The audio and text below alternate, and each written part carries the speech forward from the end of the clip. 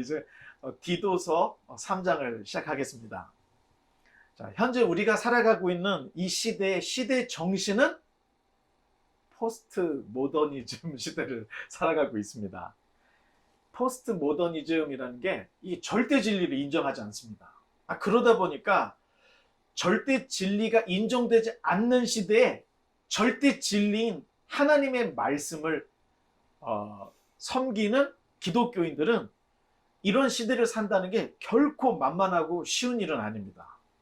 우리가 더 그리스도인답게 살려고 하면 할수록 사회적으로는 소외감을 느끼게 되고 또 고립감, 또 외로움 이런 데 다 빠질 수밖에 없습니다.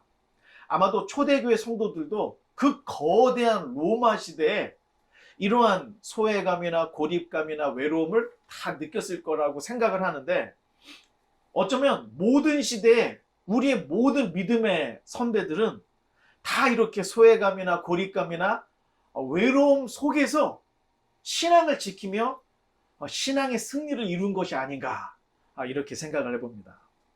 자, 디도서 3장은 패역한 세상에서 살아가는 그리스도인들이 어떻게 그리스도인답게 살아가야 할지 그 지침을 우리에게 주고 있습니다. 그 지침을 바울은 기억하게 하라, 디도에게 기억하게 하라라고 하는 명령조로 이렇게 가르치고 있습니다. 이제 1절로 2절의 말씀을 우리 읽어보겠습니다. 너는 그들로 하여금 통치자들과 권세 잡은 자들에게 복종하며 순종하며 모든 선한 일 행하기를 준비하게 하며 아무도 비방하지 말며 다투지 말며 관용하며 범사의 온유함을 모든 사람에게 나타낼 것을 기억하게 하라. 아멘. 감사합니다. 바울은 디도에게, 그레데 성도들에게, 디도가 지금 그 그레데에서 사역을 하고 있기 때문에 그레데 성도들이 정부에, 그러니까 성경에는 통치자들, 권세 잡은 자들 이렇게 나와 있는데 한마디로 정부를 얘기하는 거예요. 정부 조직을 얘기하는 거예요. 정부에 복종하고 순종하도록 가르치라고 지침을 주고 있다는 거예요. 물론 복종과 이 순종의 기준은 하나님의 말씀에 준한 복종과 순종입니다. 만약 지금 내가 살아가고 있는 나라가 학살을 일삼고 겁탈과 수탈을 밥 먹듯이 하는 이런 부패한 정부라면 과연 우리는 그런 정부에 복종을 해야 하나? 굉장히 이게 쉽지가 않은 문제입니다. 이 문제는 결코 간단치가 않습니다. 영화 중에 미션이라는 영화가 있습니다. 사실 선교사들이 오지에 가서 선교하는 모습을 그려주고 있지만 사실 그 내면에는 부패하고 타락하고 이 사리사욕에 빠진 정부에 대해서 기독교인들이 과연 그들에게 맞서 싸울 것인가 아니면 순종할 것인가, 자, 이런 내용을 다루고 있는 게 그 미션이라는 영화입니다. 오늘 가톡 시간에 정말로 이런 부패한 정부에 우리는 복종을 해야 하는가, 자, 이런 이야기들 한번 나눠보려고 합니다. 사실 답을 한마디로 내기는 쉽지가 않지만 우리가 계속해서 대화하는 중에 우리가 기준이 하나님의 말씀이라면 하나님께서 우리에게 주시는 이 지혜, 또 총명으로 이렇게 어려운 시대에 우리가 어떻게 해야 될지 이런 지혜를 하나님께서 발휘할 수 있도록 이 카톡 시간에 지혜를 주시리라고 믿고 그렇게 시간을 한번 갖겠습니다. 이제 3절로 8절의 말씀을 우리 여기서부터 한 절씩 한번 돌아가면서 한번 읽어보겠습니다. 우리도 전에는 어리석은 자요, 신령하지 아니한 자요, 속은 자요, 여러 가지 정욕과 행악의 종릇을 한 자요, 악독과 투기를 일삼은 자요, 가증한 자요, 피차 미워한 자였으니 우리 구주 하나님의 자비와 사람 살아가심이 나타날 때에 우리를 구원하시되 우리가 회개와 의로운 행위로 말미암지 아니하고 오직 그의 긍휼하심을 따라 중생의 시선과 성령의 새롭게 하심으로 하셨나니, 우리 구주 예수 그리스도로 말미암아 우리에게 그 성령을 풍성히 부어주사 우리로 그의 은혜를 힘입어 의롭다 하심을 얻어 영생의 소망을 따라 상속자가 되게 하려 하심이라. 이 말이 믿고도다. 원하건대 너는 이 여러 것에 대하여 기스되게 말하라. 이는 하나님을 믿는 자들로 하여금 조심하게 선한 일을 힘쓰게 하려 함이라. 이것은 아름다우며 사람들에게 유익하니라. 아멘. 감사합니다. 사실 본문 1절, 2절에서 바울이 강조한 것은 복종, 순종, 선행, 비방하지 않고 다투지 않고 관용하고 온유함, 이런 것들이 사실 이 세상을 살아가는 기독교인들이 지켜야 될 사회적 윤리입니다. 아무리 그 진리가 빛이 나고 정말로 독보적인 진리라 할지라도 도덕과 윤리가 무너지면 사실 진리는 빛을 잃어버립니다. 따라서 진리를 추구하는 이들에게 있어서 도덕과 윤리는 정말로 중요한 기본 중의 기본입니다. 어쩌면 본질이라고 이야기하면 딱 좋을 것 같습니다. 앞에서는 진리를 아름답게 이야기를 하는데 뒤에 가서는 비방을 하고 다투고 싸운다면 그거야말로 그 신앙은 관료화된 종교에 지나지 않다는 겁니다. 사도 바울은 지난 시간에 이어서 성도를 성도되게 하는 하나님의 은혜를 계속해서 강조를 하고 있습니다. 자, 그러면서 자신의 옛 유대교 시절의 그 모습을 반송을 하면서 3절에 자, 예수님을 믿기 전에는 어리석은 자요, 순종하지 아니하는 자요, 속은 자요, 정욕과 행락에 종노릇한 자요, 악독과 투기를 일삼는 자요, 가증스러운 자요, 타인을 미워한 자신의 모습을 반성하면서 이런 모습은 따라하지 마라. 자, 이렇게 이야기를 해주고 있습니다. 그러나 우리의 삶에 개입하시는 하나님의 은혜가 임하면 자신의 삶이 변화된다는 것을 사도 바울이 과거의 자기의 모습을 반성하며 지금의 모습을 따를 것을 지금 이야기하고 있습니다. 4절에 하나님의 자비와 사람 사랑하심, 이 문구는 조금 문학을 아는 사람이라면 야, 이거 진짜 되게 아름다운 문장이구나 하는 것을 느낄 수가 있는데 정말로 이 4절은 하나님의 자비와 사랑하심이 이런 그 하나님의 자비와 사람을 사랑하는 그 모습을 이렇게 너무 아름답게 이렇게 글을 쓰는 걸 볼 때 이 사도 바울은 굉장히 학문이 높은 문학가였다 하는 것을 느낄 수가 있습니다.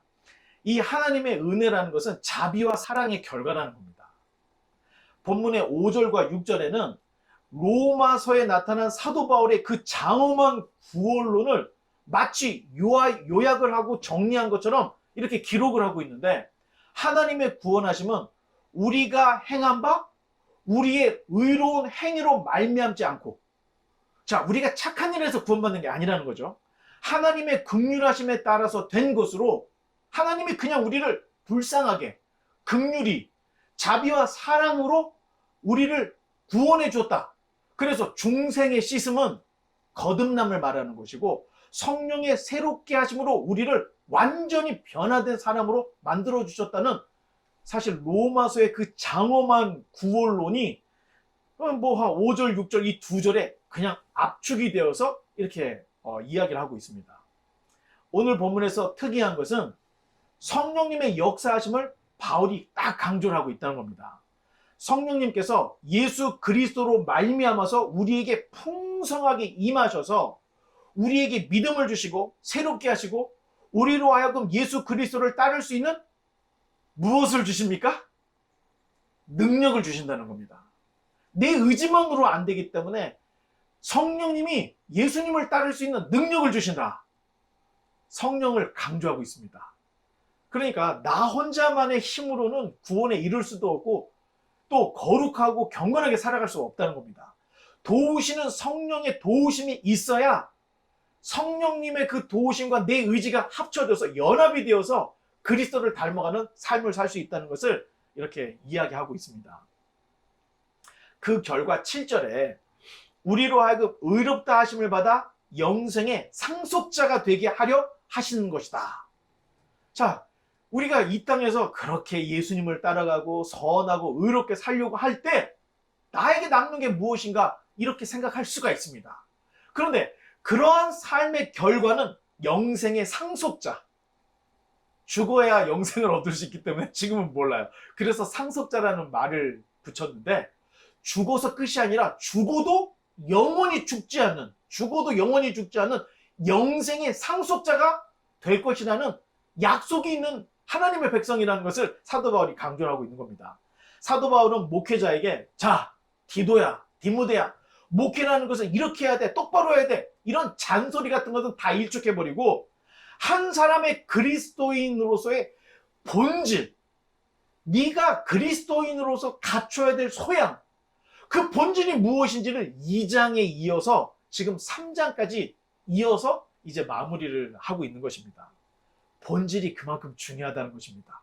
살다 보면, 교회 생활하다 보면 이거 의무감에 빠져가지고 예배나 헌신이나 봉사가 마치 어떤 기쁨으로 인한 어떤 하나님께서 나에게 주신 그 은혜로 말미암은 봉사가 아니라 의무적으로, 그러다 보면 번아웃이 될 수 있다는 거예요. 그래서 본질을 잃어버리지 않고 늘 본질에 충실한 신앙생활, 이것이 굉장히 중요하다는 겁니다. 우리의 구원은 착하게 살아서 얻어지는 것이 아니라 철저하게 우리에게 주시는 그 자비하심, 우리를 사랑하시는 하나님의 은혜 안에서 이루어진다는 것을 사도 바울이 마지막으로 딱 이제 우리에게 가르쳐주고 있습니다. 본문 8절에 이 말이 미쁘도다. 자, 이 미쁘다는 말이 믿음직스럽다, 믿을만하다, 이런 이야기인데 감탄사였죠. 감탄사. 지금까지 사도 바울이 미쁘다라는 말을 많이 썼는데 왜 미쁘다는 말을 쓰고 이 감탄사를 썼을까? 영생이라는 말이 나왔잖아요. 사도 바울이 영생이라는 말을 쓰고 나서 그 다음 8절에서는 이 말이 미쁘다. 목표가 분명한 거예요, 사도 바울은. 내가 여기서 채찍을 맞고 죽음의 직전까지 갔을지라도 결국 내가 죽으면 죽는 것이 아니라 영원한 생명이 약속되어 있다는 것을 알기 때문에 아마 몸이 힘들고 어려울 때 여러분 정말로 이거 굉장히 그 사람이 자괴감도 들고 힘들어지고 그렇습니다. 사도 바울은 온몸이 다 종합병원이었어요. 근데 온몸이 종합병원이었음에도 불구하고 마음이 흐트러지지 않고 끝까지 사역에 있어서, 사명에 있어서 최선을 다하는 것은 내가 지금 죽어도 죽는 것이 아니라 영생이 약속되어 있는 상속자다. 자, 이런 마음이 있었기 때문에 이 땅에서 1분 1초도 그냥 편안하게 쓰지 않고 최선을 다하는 이런 모습을 우리에게 발견할 수 있는데, 영생이란 말만 나오면 사도 바울은 미쁘도다, 이렇게 감동의 그 감탄사를 계속 쓰고 있습니다. 예수 그리스도로 말미암은 은혜는 단순하게 인과율, 이거 하면 복 받고 이거 안 하면 저주받고, 이런 인과율의 법칙에 매여 있는, 결국에는 형식주의하고는 비교할 수 없는 아름다운 열매를 맺게 될 것이다. 하나님의 은혜를 경험한 사람들, 하나님의 은혜 안에 있는 사람들은 이런 아름다운 열매를 경험할 것이다. 자, 사도 바울이 이런 이야기를 하고 있습니다. 그 아름다운 열매가 이웃과 사회에 거룩한 영향력을 끼치는 것이라는 것을 사도 바울이 강조하고 있습니다. 자, 내가 예수님을 닮아가는 모습으로 깨끗하게 살아, 내가 아주 거룩하게 살아, 경건하게 살아, 이유가 있어야 될 거 아니에요. 그 이유는 나로 말미암아 이웃과 사회가 정화가 되고 또 행복하게 되고 아름답게 되는 이런 영향력을 끼치는 것이라는 것을 말하고 있는 것입니다. 그래서 교회 때문에 세상 사람들이 이런 말이 나와야 됩니다. 그래, 그래도 세상을 살만해. 이런 이야기가 교회 때문에 이런 말이 나와야 한다는 겁니다. 그래서 사도 바울이 그레데에서 사역하고 있는 디도에게, 그레데에 있는 성도들에게 아첨하는 자, 거짓말하는 자, 게으름뱅이, 주정뱅이, 이런 거에 있어서 벗어나서 정부에 복종하고 순종하고 가정을 이루고 이렇게 아름다운 삶을 살아서 세상 사람들로 하여금 그래, 교회 때문에 이 세상을 살만한 거야, 이런 말이 나올 수 있는 영향력이 발휘가 돼야 된다는 것을 사도 바울이 디도에게 그렇게 가르치고 그렇게 기억나게 하라, 이런 이야기가 3장 전체의 이야기였던 겁니다. 이제 마지막 9절, 마지막이 아니죠. 9절로 11절의 말씀을 이제 누구 차례죠? 더 읽어주시기 바랍니다. 그러나 어리석은 변론과 족보 이야기와 분쟁과 율법에 대한 다툼은 피하라. 이것은 무익한 것이요 헛된 것이니라. 이단에 속한 사람을 한두 번 훈계한 후에 멀리하라.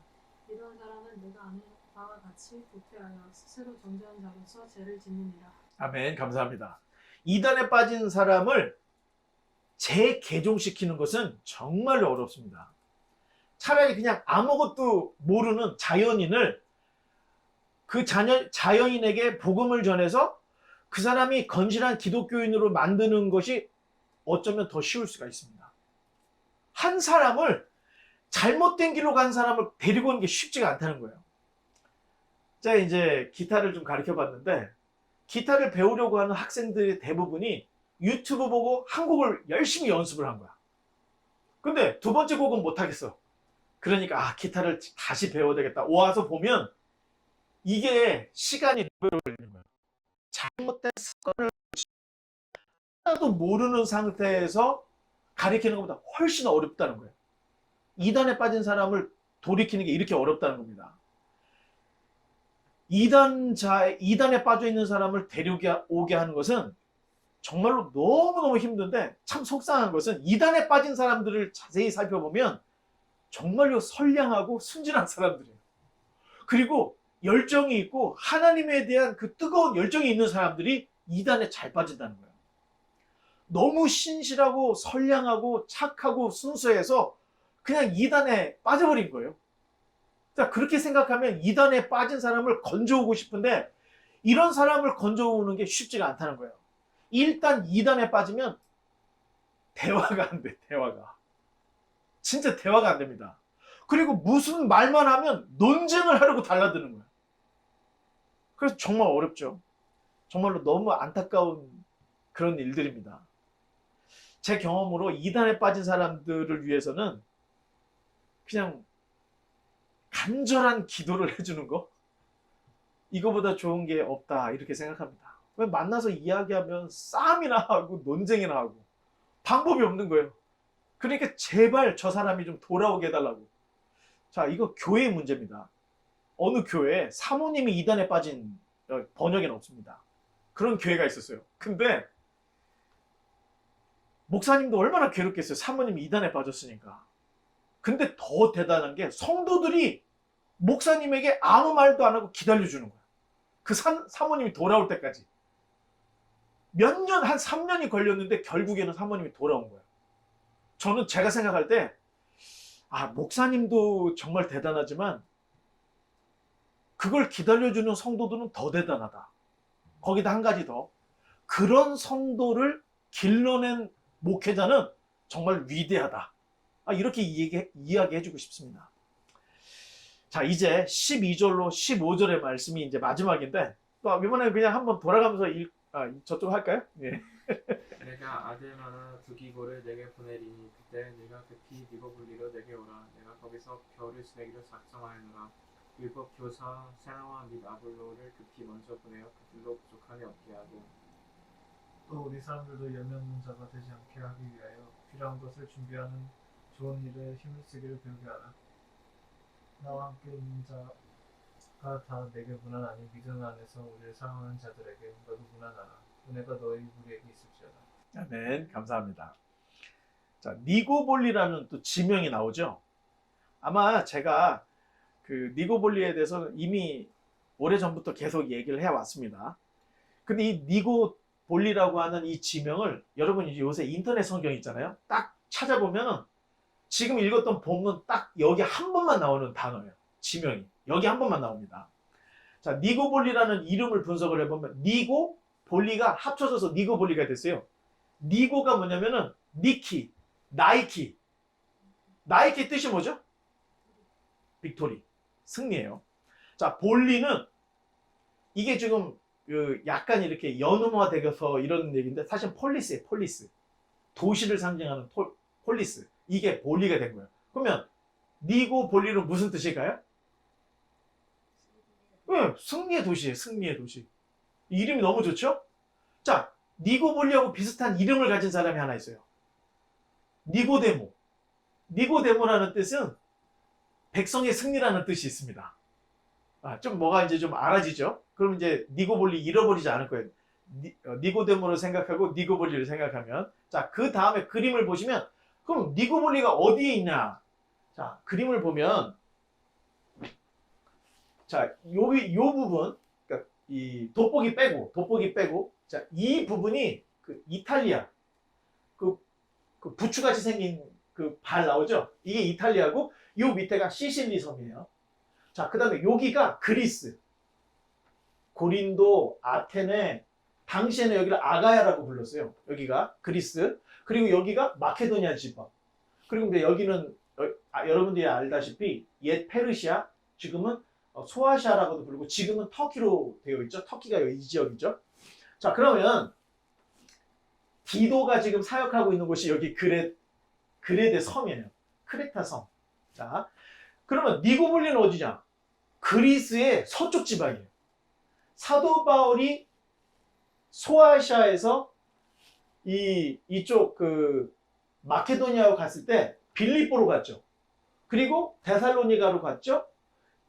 보통 다 동쪽으로만 사역을 했어요. 서쪽은 안 갔던 거예요. 그런데 지금 바울이 로마 감옥에서 이제 추록을 해서 일행들과 함께 그레데 섬에 와서 디도를 떨어뜨려 놓고 건너가서 에베소에서 디모데를 떨어뜨려 놓고 편지로만 보냈던 이쪽 이 지역에 있는 그 골로새, 히에라폴리스, 라오디게아를 갔다가 다시 여기를 바다를 건너가서 빌립보에 간 거예요. 그리고 데살로니가쯤에 갔을 때 디도에게 편지를 썼던 거고 빌립보에서는 에베소에 있는 디모데에게 편지를 썼던 거예요. 자, 그러면 여기는 바울이 안 가본 지역이에요. 그러니까 바울이 내가 안 가본 지역이 있구나. 여기를 가봐야 되겠다. 이런 계획을 세웠던 거예요. 바울의 계획은 니고볼리에서 겨울을 지내. 너무 추우니까. 그래도 여기는 남쪽에 가까워서 따뜻해요. 그래서 겨울을 지내고 다음에 봄에는 다시 로마로 갈 계획을 세웠던 것으로 보여요. 근데 성경 어디에도 이런 말은 없어요. 그런데 바울의 동선과 바울의 어떤 이런 그 사역들 이런 것들을 생각했을 때 추측을 하는 거예요. 이게 답은 없습니다. 왜 학자들도 다 추측을 하니까 저도 좀 추측을 해보겠습니다. 분명히 다음에 봄에 다시 로마로 갈 계획이었고 그러니 겨울 동안에는 이 니고볼리에서 지내야 되는데 생각해보니까 그냥 가만히 먹고 자고 할 수가 없잖아요. 안 가봤던 이 니고볼리에서 이제 제대로 한번 또 사역을 해봐야 되겠다. 이런 계획을 갖고 있었던 겁니다. 자, 이런 계획들을 딱 세우자 바울의 마음이 분주해진 거예요. 사역을 하려고 하니까. 자, 일단 먼저 동역자들을 모아야 돼. 물론